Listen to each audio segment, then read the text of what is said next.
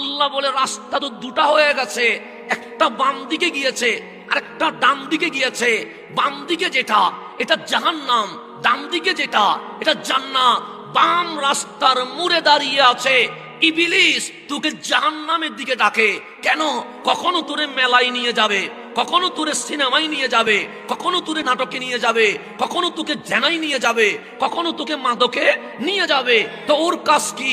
ইবলিস বলে আমার কাজ, আমি তো জান্নাতে যেতে পারবো না, আমার তওবা তো কবুল হবে না, আমি তো ঈমান আনতে পারবো না। কেন?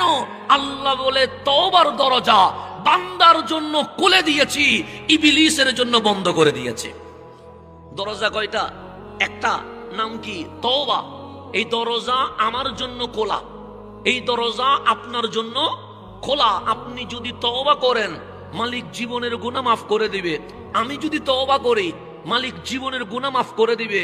মালিক কতদিন? আল্লাহ বলে যতদিন দুই চোখে মালাকুল মউত আজরাইলরে দেখবি না, ততদিন মালিক রহমান হইয়া তোর গুনাহ মাফ করতে প্রস্তুত আছে।